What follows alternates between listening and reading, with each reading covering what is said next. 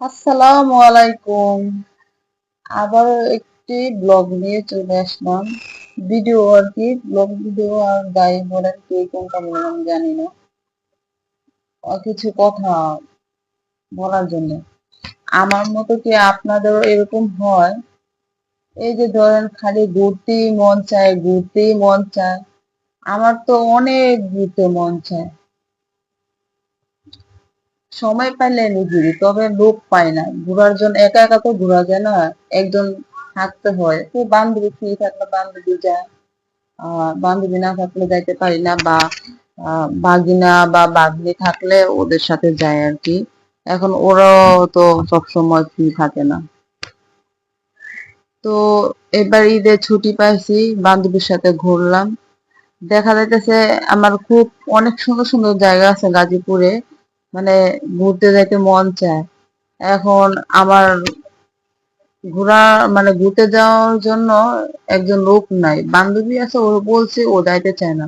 ও বলতেছে এত দূরে যাওয়া সম্ভব না। এটা গাজীপুরে থাকি, এত দূর কি? আর তাছাড়া যাওয়াই তো যায়।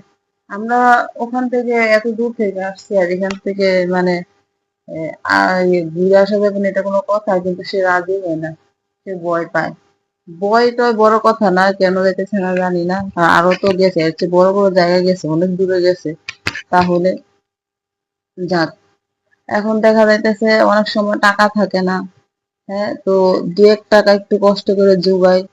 আর ভবিষ্যতের জন্য টাকা জোগাইলে দেখা যাইতেছে কি, হ্যাঁ, ভবিষ্যতের জন্য থাকে না। বেশিরভাগ টাকা ডাক্তারের কাছে চলে যায়। আর এই যে ডাক্তাররাও আছে, এরা মানে একবার যদি একটা রুগী দেখে 9টা 10টা টেস্ট দিব, ওখানে 5-6 হাজার চলে যাবে। আবার ওখানে কিছু ধরা না পড়লে আরেক জায়গায় যাইতে হয়। ওই ডাক্তার আবার আরেকজনের রিপোর্ট দেখে না, সে নিজে আবার কতগুলো টেস্ট দিবে। এভাবেই টাকাগুলো চলে যায়, থাকে না। ভবিষ্যতের জন্য টাকা থাকে না। তো ফাঁকে ফাঁকে দু এক টাকা দিয়ে একটু ঘুরতে হয় আর কি। কিন্তু ঘুরতে পারি না। ওই কাছে পিছে এক জায়গায় আর কত? দেখা যাইতেছে একটু দূরে যাইতে মন চায়, যাইতে চায় না। তো আমার অনেক শখ যে গাজীপুর পুরাটা ঘুরবো। মানে এত সুন্দর জায়গা, ভালোই লাগে যখন মোবাইলে ভিডিওতে দেখি। কিন্তু আমাকে নিয়ে যাওয়ার কেউ নাই।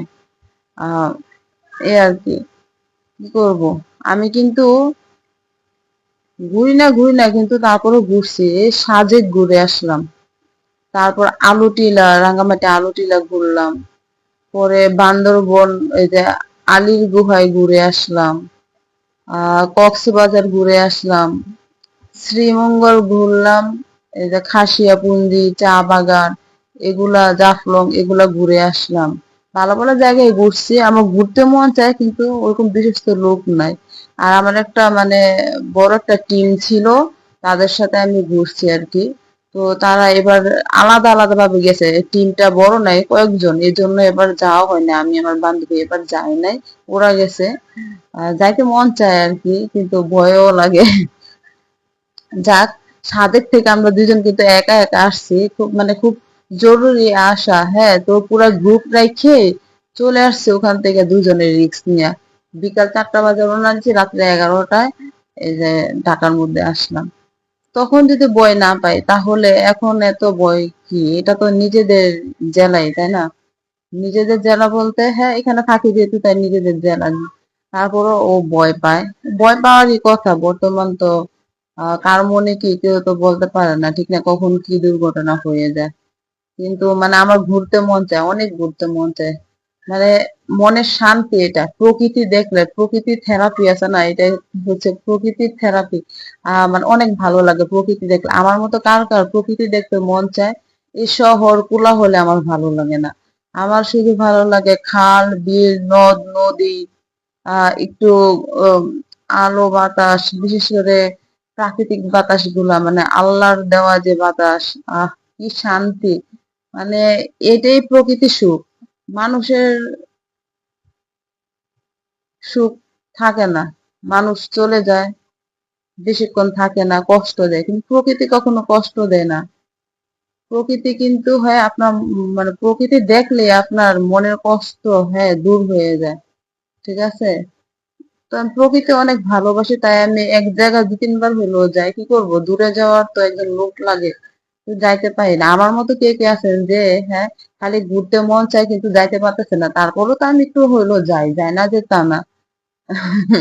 এই আর কি, যাক, সবাই ভালো থাকুন, সুস্থ থাকুন।